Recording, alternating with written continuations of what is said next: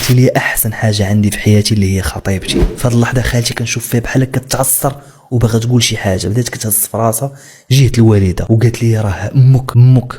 قلت لها كيفاش امي؟ قالت لي راه امك هي اللي عطاتني حوايجك باش نسحر لك وباش ما تزوجش بساره. الوالد كان حدايا والوالده، درت شفت في الوالد حتى هو دار شاف في الوالده، تصدمنا. واش هادشي كنسمعوا؟ الوالد قال الوالده شنو كتقولي في هاد الهضره هادي؟ انا صراحه ما نكذبش عليكم جاتني عاوتاني غير كتكذب.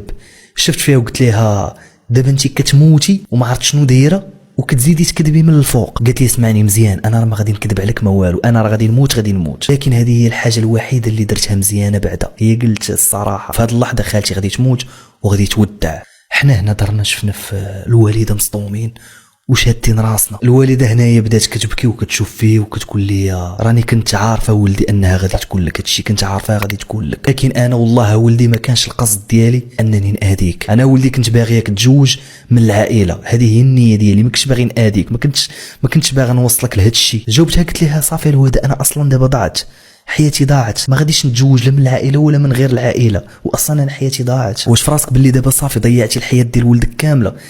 ضيعتي لي حياتي بسبب هاد السحور اللي درتي. هنا غادي يعيط لي السيمو صاحبي، قال لي محمد فينك؟ قلت شنو كاين شنو واقع؟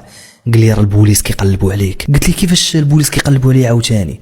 قال لي راك انت مشتبه به انك صفيتيها العادل. قلت لي كيفاش شنو كتقول؟ قال لي راه عادل الله يرحمه راه صافي توفى. انا اللحظه اللي سديت فيها التليفون البوليس دخلوا للسبيطار وتمو جايين قاصدين الغرفه فين كنا. قبل ما يدخلوا البوليس وشدوني حيدت هذاك الخاتم من يدي، عطيته للوالده قلت لها واش هذا هو السبب؟ داكشي كامل درتوه لي في هذا الخاتم، هذا هو السبب ديال السحر اللي قضى علينا كاملين، قضى عليا انا وقضى على تصار. حطيت هذاك الخاتم على الارض وعفضت عليه بالجاد حتى تهرس. من بعد غادي يدخلوا البوليس وغادي يمينطوني وغادي يديوني. كانوا غاديين بيه البوليس وانا كنشوف في الوجوه ديال عائلتي، كنشوف في الاب ديالي، كنشوف في الاب ديال ساره تا هو كان حاضر. كنت كنتفكر كاع اللحظات اللي دوزت معاهم، وكنت كنتفكر اللحظات اللي دوزت مع ساره قبل ما تموت. لكن واخا هكاك ما بقاش فيه الحال بزاف، حيت كنت عارف باللي ساره سبقاتني عند الله، لكن اللي كنت متيقن واللي كان مهون عليا هو انني تا انا غادي نلحق عليها، حيت من مورا الحكم ديال الاعدام غادي نلحق عليها عند الخالق. وهاد القصه اللي عاودت لكم اليوم كنت كنكتبها